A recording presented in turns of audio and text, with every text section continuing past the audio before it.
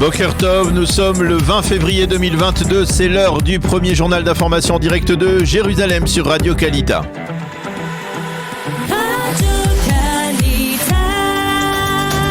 Daniel, bonjour et Boker Tov. Bonjour. Face à l'escalade de la tension entre l'Ukraine et la Russie, Israël a de nouveau demandé à ses ressortissants de quitter l'Ukraine au plus vite.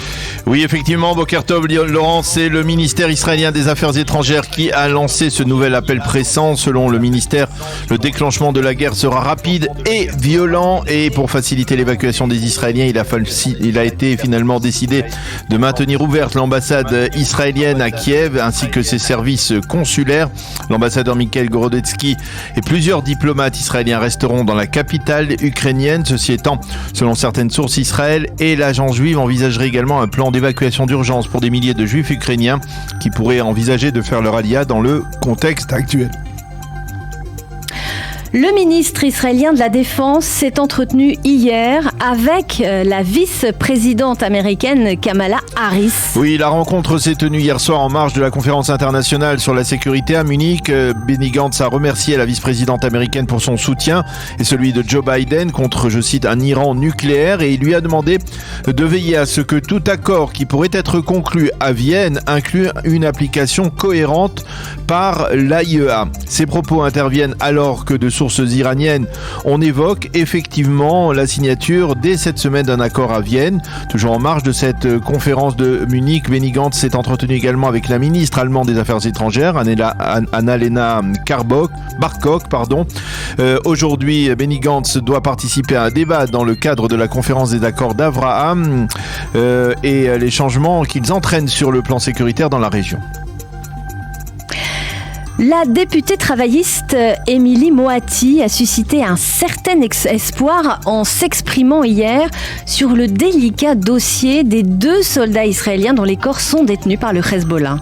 Oui, pardon, ce ne sera pas par le Hezbollah mais par le Hamas. Il s'agit des corps des 2 Israéliens, Hadar Goldin et Oron Shaul, qui sont détenus, on le sait, depuis l'opération Bordure protectrice par le Hamas. Et lors d'une mini-conférence du Shabbat dans un centre culturel de Petah Tikva, la députée Émilie Moatti a surpris en déclarant qu'il y avait eu progrès dans le dossier de la restitution des corps de ces 2 soldats. Elle aurait même affirmé qu'il était possible que les 2 détenus israéliens, Hicham Assayed et Abera Mengistu, qui sont également détenus par le Hamas, soit libéré prochainement.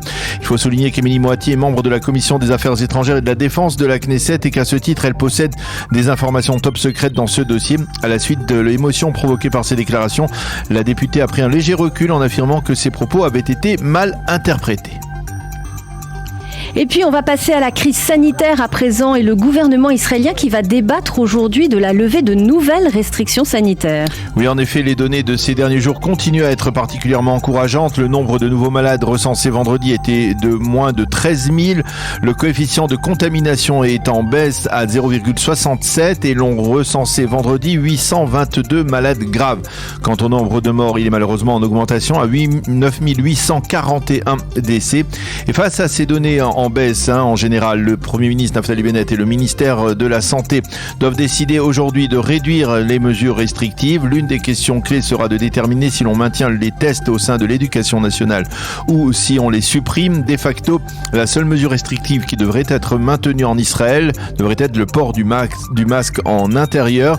Et une dernière bonne nouvelle, selon des experts israéliens, le risque que le variant BA2 soit dominant en Israël diminue de jour en jour.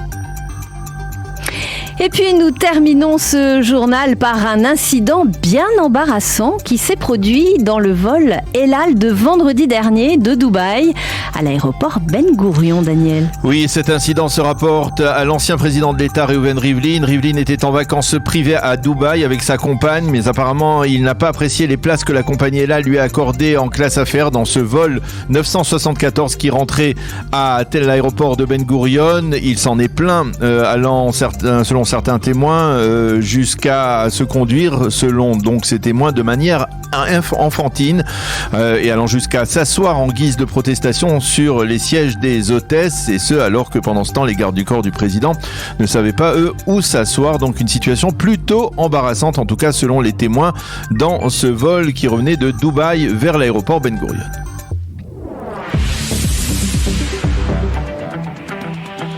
Radio